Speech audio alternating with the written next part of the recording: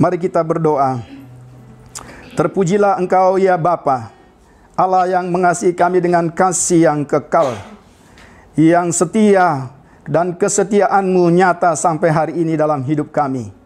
Kami bersyukur pagi ini di tempat ini, kami masih punya kesempatan untuk beribadah, memuji dan memuliakan Engkau. Di tengah-tengah segala situasi dunia yang mencekam, yang menakutkan, yang sungguh tidak memiliki jawaban, tetapi kami bersyukur karena kami memiliki Engkau. Engkau Tuhan tempat perteduhan perlindungan kami. Engkau ya Tuhan benteng keselamatan kami. Kami sungguh memuji Engkau Tuhan Yesus karena kasih-Mu yang nyata bagi kami. Kami bersyukur Tuhan khususnya pagi ini di sini. Kami masih diberi kesempatan untuk membaca dan merenungkan firman-Mu.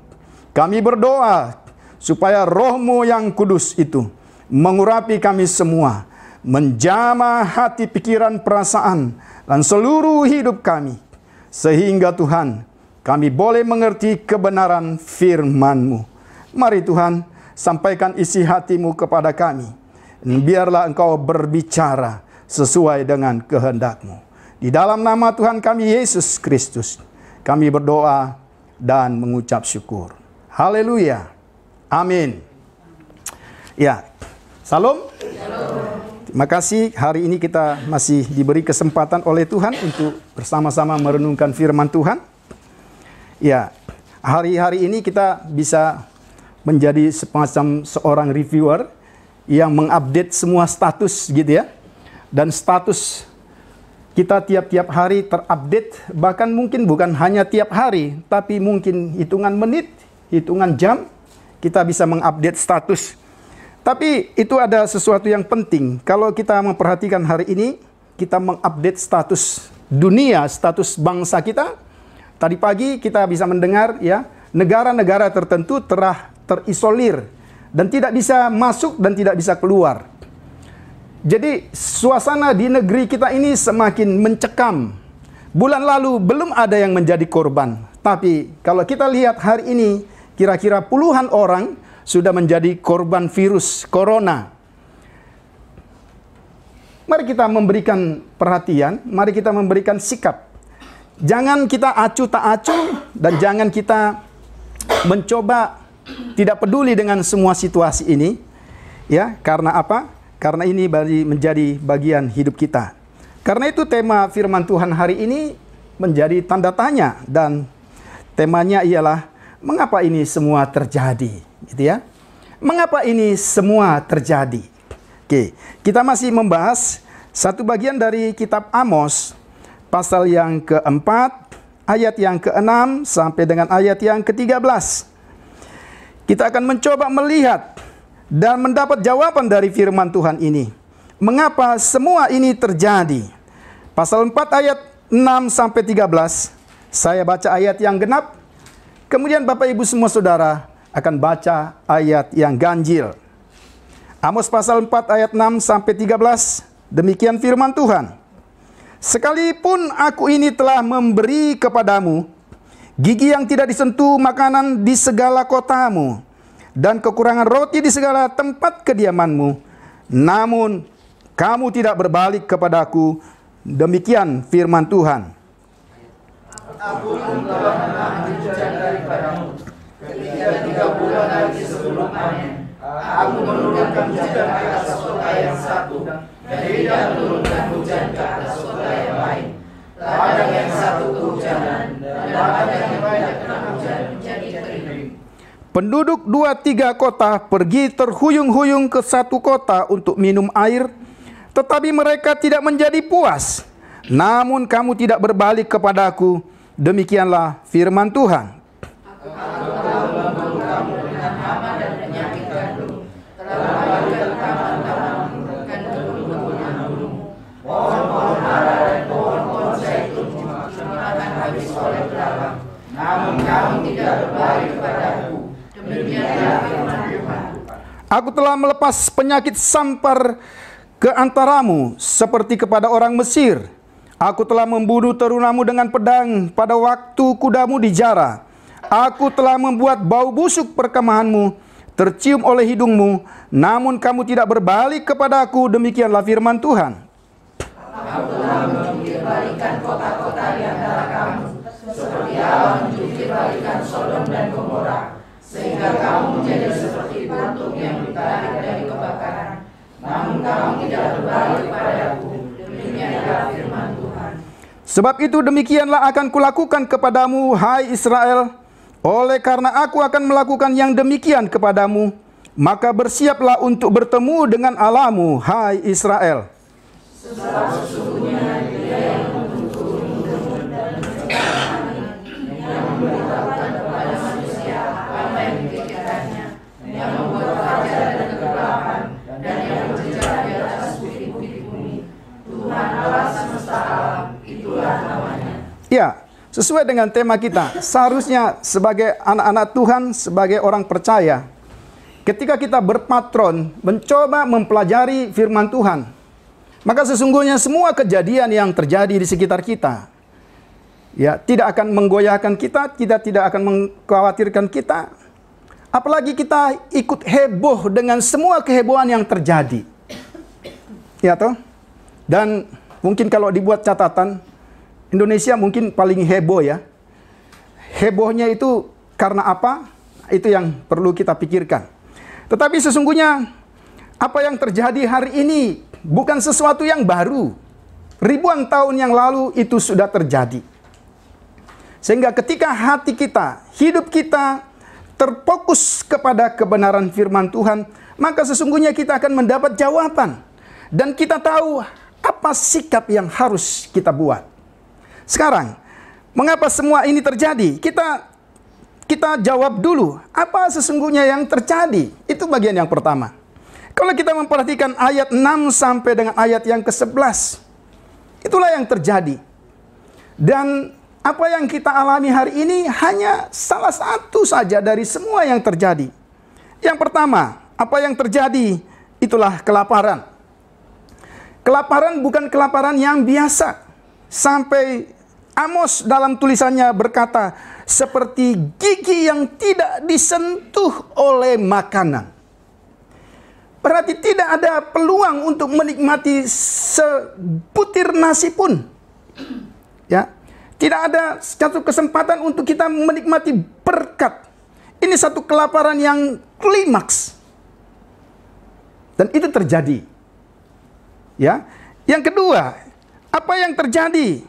Karena mengapa kekeringan atau kelaparan itu terjadi sedemikian rupa? Dikatakan sesungguhnya itu karena terjadi kekeringan. Jadi kalau kita lihat, ya, ada rentetan, ada klimaks, ada kesinambungan peristiwa-peristiwa yang terjadi. Ada kekeringan yang luar biasanya kalau kita lihat dalam bagian firman Tuhan ini.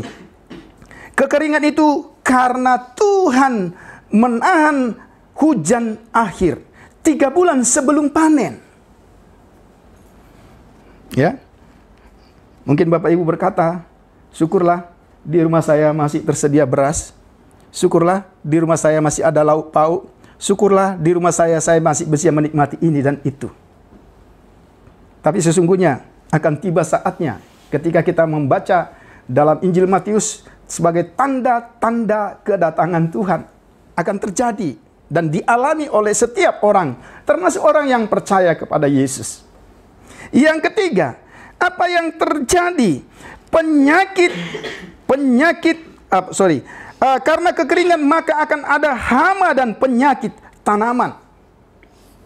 Itu yang ketiga. Ada hama wereng, ada penyakit. Mengapa ada hama? Karena ada kekeringan. Mengapa ada kelaparan? Karena ada kekeringan. Jadi kita lihat ada rentetannya. Di sana ada istilah, ada angin timur yang panas. Kalau kita membuka dalam Kejadian pasal 41 ayat 6, ayat 23 dan 27, jelas angin timur yang panas itu selalu menyebabkan apa?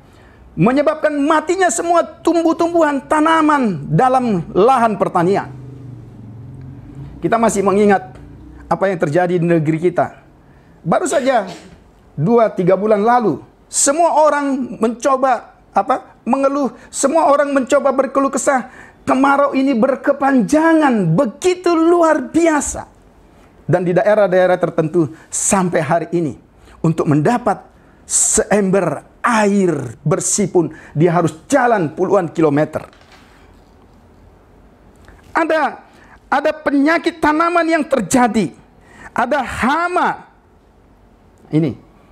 Jadi kalau kita lihat bagian-bagian firman Tuhan ini, sesungguhnya kita akan siuman dan kita tidak perlu kaget. Ternyata Alkitab sudah menjelaskannya sedemikian rupa. Karena ada hama, penyakit, dan tanaman. Apa yang berikut? Ada penyakit maut dan perang. Itu tertulis dalam ayat yang ke-10. Apa yang dimaksud dengan penyakit maut? Itu sama dengan sampar. Penyakit ternak.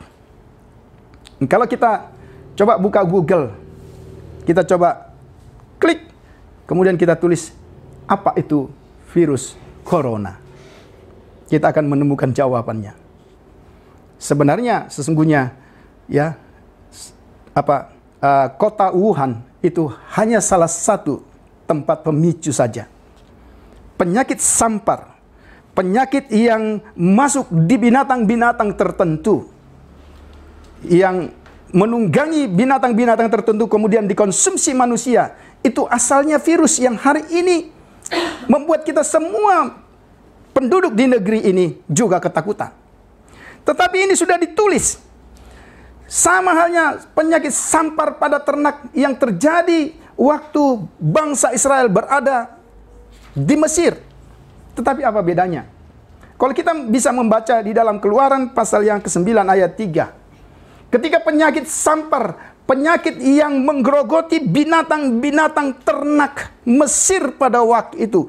Virus-virus yang menggerogoti binatang-binatang Mesir pada waktu itu. Tuhan membuat pemisahan.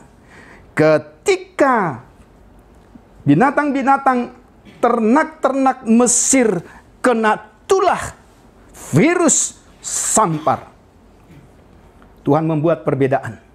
Dia memisahkan ternak anak-anak Tuhan. Tapi dalam pembacaan kita hari ini tidak ada pemisahan. Artinya, apakah itu ternaknya orang beriman? Apakah itu ternaknya orang yang tidak percaya? Semua kena. Ya toh? Kita lihat. Kemudian yang berikut apa yang kita bisa lihat? Yang terakhir, klimaksnya, ada penghancuran kota-kota seperti Sodom dan Gomora. Mari kita perhatikan. Ini sesuatu yang mengerikan. Berarti virus corona itu hanya satu saja dari sekian banyak yang menakutkan, yang akan datang, yang masih akan datang. Dan itu menjadi tanda-tanda Tuhan akan datang kali yang kedua. Karena itu, mari kita menaruh perhatian. Buang semua masa bodoh kita. Buang semua kepasipan kita. Ini kita berada di tengah-tengah segala situasi yang terjadi. Mari kita lihat kebenaran firman Tuhan ini. Saya mau katakan sekali lagi, sesuatu yang terjadi hari ini hanya salah satu dari sekian banyak yang masih akan terjadi. Sesudah kita tahu apa yang terjadi, kita harus tanya, siapa yang membuat ini semua terjadi? Maaf, kita akan terkejut. Mungkin ada yang tidak setuju, tapi ketidaksetujuan saudara, saya harus kembalikan kepada teks firman Tuhan. Waktu saya merenungkan firman Tuhan ini, dan saya mencoba merekam, ketika saya menyampaikan ini, pasti pikiran kita, ya, perasaan kita bisa jadi akan tergoncang. Tapi saya akan sampaikan, siapa yang membuat ini terjadi? Perhatikan baik-baik. Siapa yang membuat semua dunia ini ketakutan hari ini? Ya. Dan saya menemukan jawabannya dalam teks ini. Itu gunanya ketika kita baca Alkitab kita dengan baik, dengan teliti. Kita akan menemukan jawabannya. Alkitab ini menjadi jawaban semua persoalan yang sedang terjadi hari ini. Kalau saudara perhatikan, mari kita buka Alkitab kita, Amos pasal 4 tadi. Kita coba perhatikan. Ya. Di sana berapa kali ada 7, 8, 9 kali diulang kata aku. Ya. Bahkan dalam bahasa aslinya ditekankan aku, akulah. Ya, dalam bahasa Alkitab, ani anohi, aku, akulah. Ada penekanan. Bapak Ibu, Saudara, tahu siapa aku di situ? Siapa aku yang dimaksud? Tuhan. Yang membuat semua kegoncangan hari ini terjadi. Yang membuat semua ketakutan yang terjadi hari ini dan besok dan masih akan berlanjut dengan ketakutan-ketakutan lain adalah Tuhan. Saudara setuju atau tidak setuju? Tidak apa-apa. Tapi itu yang dikatakan firman Tuhan. Dikatakan, Aku akan menahan hujan, aku akan mendatangkan kekeringan, aku akan menjungkirkan kota-kota, aku akan membunuh teruna-terunamu, aku akan membuat gigimu tidak disentuh makanan. Yang berkata ini adalah Tuhan. Kan timbul pertanyaan, sekejam itukah Tuhan? Kita bisa salah berpikir, karena kita selalu berpikir, Tuhan itu baik, ya, tidak salah. Tuhan itu kasih, iya. Tuhan itu maha murah, iya. Tuhan itu sabar, iya. Tapi jangan lupa satu hal. Tuhan itu adil. Aku, Tuhan yang bicara. Kalau kita lihat, ini bukan hanya terjadi. Kalau kita lihat, kita amati bagian-bagian firman Tuhan yang sudah kita baca tadi. Tuhanlah inisiator semua malapetaka yang sedang terjadi hari ini. Kedengarannya nggak enak, tapi saya harus sampaikan. Tentu ada alasannya. Mengapa Tuhan yang menjadi inisiator sehingga semua ketakutan ini terjadi. Ini yang harus kita lihat. Malapetaka ini semua inisiatif Tuhan. Peristiwa ini tidak hanya terjadi, melainkan direncanakan dan dilakukan oleh Tuhan. Jadi wajar, Bapak Ibu semua saudara, siapapun pemimpin dunia hari ini, ketakutan. Wajar siapapun kita hari ini, ketakutan. Karena kita bukan sedang berhadapan dengan perbuatan manusia. Kita tidak sedang berhadapan dengan perang yang dibuat manusia. Kita tidak sedang berhadapan dengan bencana yang dibuat manusia. Tapi kita sedang berhadapan dengan murka sang pemilik dunia ini. Itulah aku, kata firman Tuhan. Saya waktu merenungkan ini, saya getar. Saya bergetar. Karena tidak ada jalan lain. Kalau Tuhan sudah murka, di mana mau tempat bersembunyi? Tidak ada. Kalau Tuhan sudah murka, tidak seorang pun yang bisa dapat diandalkan untuk menyelamatkan. Tapi tentu, supaya kita tidak salah gagal paham, mengapa Tuhan melakukan hal seperti ini? Ini yang harus kita ketahui. Kalau kita baca pasal 8 ayat yang ke-5, di sana juga sangat menarik. Waktu orang beribadah, coba kita lihat pasal 8 ayat 5, saya baca untuk kita. Ya. Pasal 8 ayat 5, ini kondisi yang ada pada waktu itu, dan berpikir, bilakah bulan baru berlalu supaya kita boleh menjual gandum, dan bilakah hari Sabat berlalu supaya kita boleh menawarkan terigu dengan mengecilkan efa, membesarkan sikal, berbuat curang dengan neraca palsu. Saya bayangkan, sementara orang beribadah, sementara orang menyembah, sementara orang mendengar firman Tuhan, ternyata banyak orang-orang tertentu yang bernama orang Kristen sedang berpikir, kapan ibadah ini selesai? Karena ibadah ini mengikat aku supaya aku tidak bisa berbuat dosa. Kapan hari Senin? Kapan hari Selasa? Karena itu kesempatan aku buat curang, dagangku begini, dagangku begini, dan seterusnya. Saudara perhatikan. Tidak ada yang imun dengan firman Tuhan ini. Tidak ada yang lolos. Kita perhatikan ibadah yang pura-pura. Kemudian pasal 2 ayat 4, firman Tuhan yang tertulis ditolak. Apalagi pasal 2 ayat 12, nabi-nabi yang berbicara waktu itu mulutnya ditutup supaya tidak memperdengarkan kebenaran firman Tuhan. Yang paling sadis, nazir-nazir, coba nanti Bapak Ibu perhatikan pasal 2 ayat 12. Nazir itu hamba Tuhan, orang-orang yang berbicara atas nama Tuhan. Mereka, supaya mereka tidak bicara, mereka dibuat apa? Mereka disuguhi minuman keras. Mereka dibuat mabuk supaya tidak ada lagi kebenaran yang terdengar. Kita perhatikan bagian firman Tuhan ini. Kalau kita amati, maaf, mungkin firman Tuhan ini terlalu tegas untuk kita hari ini. Tapi mari kita menyelidiki. Dan kita sudah tahu. Kita menemukan jawabnya hari ini. Jadi tidak ada jalan lain. Jangan cari jalan keluar di tempat lain. Kita sudah tahu. Apa yang terjadi hari ini kita sudah tahu.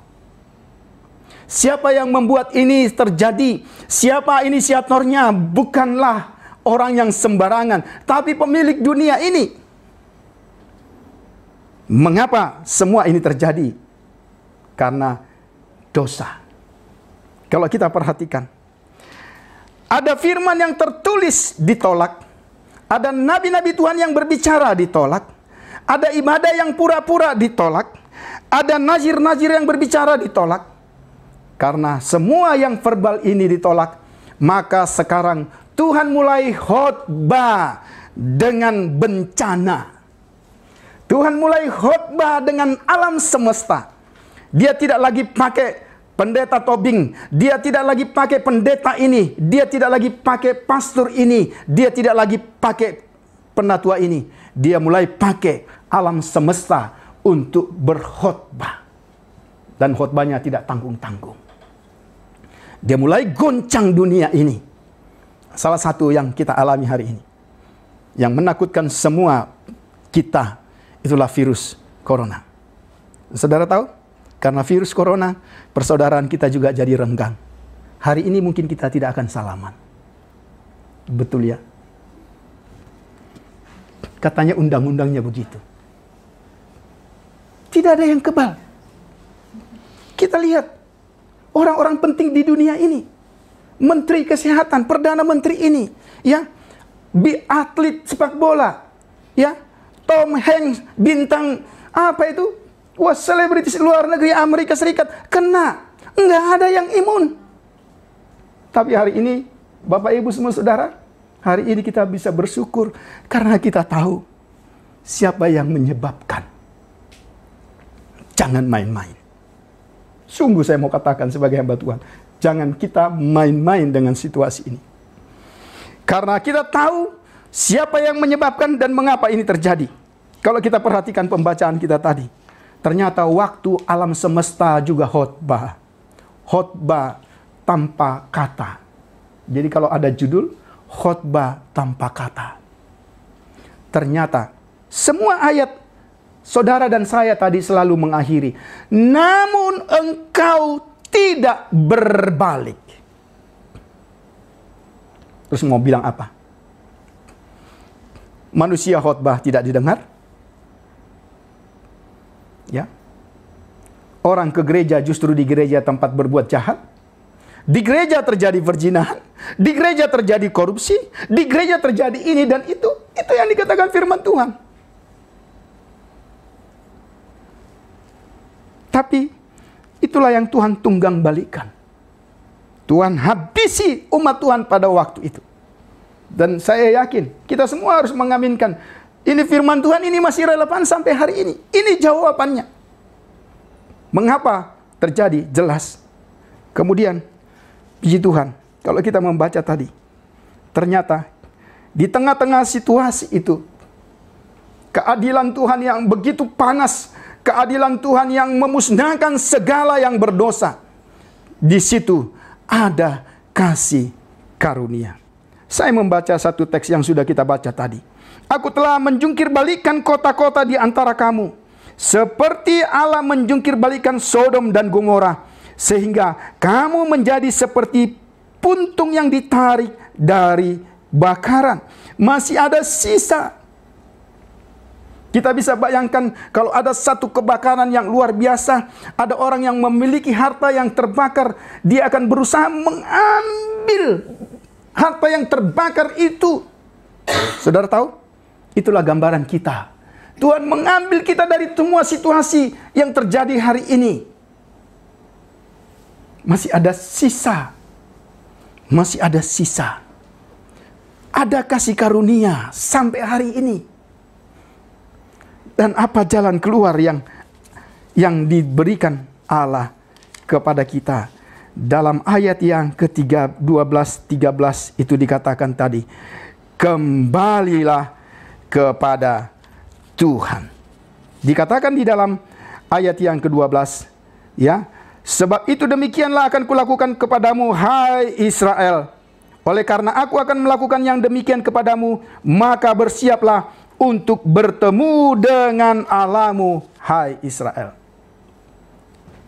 Maaf, saya jelaskan kalimat bertemu dengan Allah itu punya dua pengertian. Bencana, semua bencana ini menjadi tanda-tanda kita bertemu dengan Tuhan. Ini tanda-tanda kedatangan Tuhan yang kedua kali. Saya tidak sedang bernubuat, karena Alkitab sudah cukup. Ini hanya baru tanda, bayangkan. Ini menjadi tanda hari penghakiman yang lebih besar akan terjadi. Berarti apa? Maaf, 2020 terjadi ini. 2021, apa yang akan terjadi? Itu istilah bertemu dengan Tuhan. Tapi yang kedua, bertemu dengan Tuhanmu, itu bicara tentang kita kembali kepada Tuhan. Ketika kita kembali kepada Tuhan, ada anugerah Tuhan, kita harus sambut. Dan hanya itu jalan keluar satu-satunya. Ya, kalau kita lapar, ya toh, kemudian kita minum air, kira-kira selesai masalahnya? Enggak ya? Atau kita sakit kepala, kita minum obat mah, selesai masalahnya? Tidak. Artinya apa? Ketika kita tahu persoalan yang sesungguhnya, ketika tahu kita masalah bencana yang terjadi ini, apa yang sesungguhnya terjadi dan siapa yang membuat, maka solusi yang tepat kepada pembuat itulah kita datang. Kepada siapa? Kepada Tuhan. Ini kesempatan. Jangan kita ulangi. Ketika Tuhan sudah berkhotbah tanpa kata, tapi toh juga umat Tuhan pada waktu itu tidak mau berbalik dari Tuhan. Dari Tuhan. Tidak mau berbalik kepada Tuhan. Tuhan habiskan mereka. Tapi hari ini ketika kita mendengar firman Tuhan ini, ada kesempatan untuk kita. Maaf, saya tidak menghakimi siapapun, termasuk firman Tuhan ini untuk saya. Waktu saya persiapkan firman Tuhan ini, saya bergetar. Loh Tuhan, bagaimana ini? Tidak ada.